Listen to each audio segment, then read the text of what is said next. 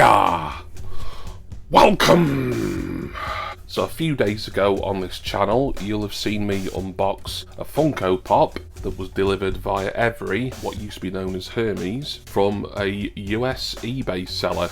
Well, you'll be forgiven for thinking you're suffering from deja vu, as we're doing it all again today. Of course, not with the exact same pop, but for a very similar one that I did promise I'd be showing on the channel very soon. Today's the day.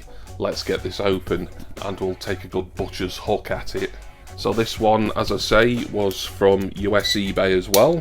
Ordered quite some time after my previous eBay purchase. I've still got one more American eBay Funko Pop pickup on the way. That one is markedly different from this one though.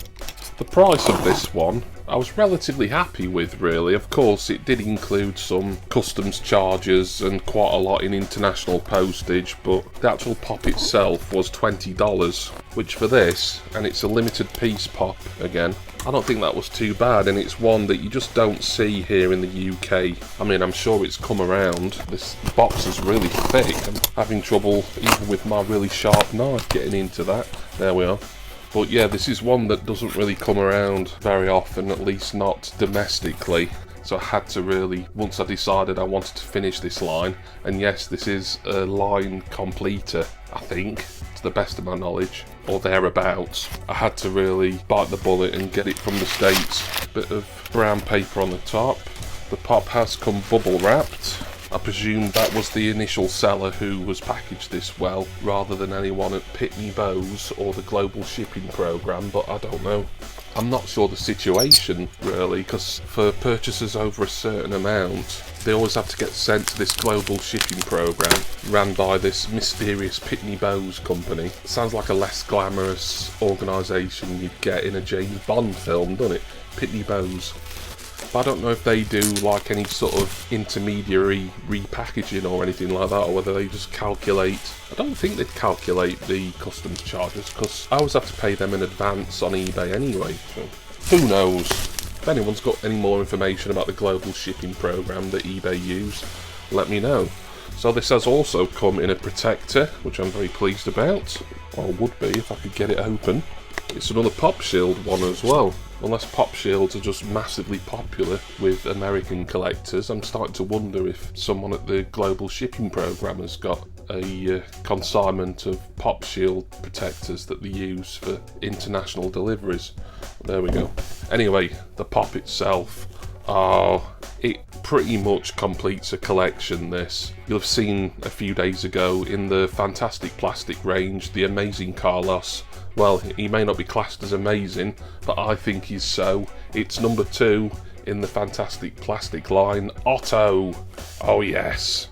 And as you can see, he's got what I think will be the proper convention sticker on there. And he is a limited piece, and because I'm not wearing my reading glasses, it's a bit difficult for me to see. But he is a 2014 convention exclusive, and I think he's limited to 3,000 pieces. So I'll just hold that up to camera for a little bit, just so that either I can correct my own mistake, or you can correct me in the comments if I'm wrong there. The box looks to be in brilliant condition. You know, this is a pop now that's, what, 8 years old over. To me, it's like it's fresh out last week, really. It just feels nice and crisp and new. So whoever had this before has certainly looked after it. We've got the usual bump about Fantastic Plastik on the back. I think that's the same sort of little paragraph or so that they put on all of at least these early Fantastic or Spastic Plastik pops, and probably some of the later ones as well. Yeah, just really happy to get this and kind of complete the collection. I'm saying kind of because I am still missing Spicy Oodles, which I think I will pick up at some point. I'm not in any mad rush to, as I think that one is going to remain pretty cheap for the foreseeable. But really, as far as certainly getting one character each is concerned, Otto here was the kind of last remaining piece of the puzzle. Let's get him open. I've said it many times, but it's worth saying again how much I love Funko's original characters. For what originally started out as a minor independent sort of art toy company, you know, this is the stuff what a lot of those little collectible companies do. They create their own characters. I mean, Funko did have licenses for some big name kind of entertainment properties way back in their early days, but that didn't stop them from creating their own homegrown characters, such as Otto here, who I'm assuming would have come out in some sort of form before he eventually wound up as a pop in 2014. My initial takeaway is that he's a monster version of like a German soldier. I mean, his name's Otto, that's a German name if ever there was one, and he's got one of these spiky helmets on there. Nice silver colour to that with the number 13 on it in, I'd say, Germanic typography there really, and there's also like a Germany crosser. He's not a... No, he's not. Is he? Surely not. No. His mouth is covered up by this sort of purple coat type thing that he's wearing. And he's got a couple of things in his hands. In his left hand is a spanner. And in his right hand, and you won't really see this unless you got it out the box, is a pool 8 ball. Okay. His trousers, I think, match his coat. It's getting quite dark actually. Obviously I've got my ring light on. It is technically still daylight as I'm recording this, but I'm not really getting any natural light through. As you can probably tell, as when I've got natural light through, it kind of reflects back on my cabinets behind me, but there isn't any, essentially. And shiny black boots there. It's probably easy for me just to look at him through my phone's viewfinder really, just to kind of confirm colours and things like that, but I'm used to doing it properly and looking at it as I'm holding it rather than looking at it as you have to through a screen. But that's fantastic, excellent stuff. Otto there, kind of a warmongering little monster, but a charming original Funko character nonetheless. So there he is, back in his box. I'll put him back in his pop shield protector later on and find a place for him in my Fantastic Plastik display, which I'm so happy I decided to go back to this and fill those couple of holes, mainly of Roodles, Amazing Carlos and Otto.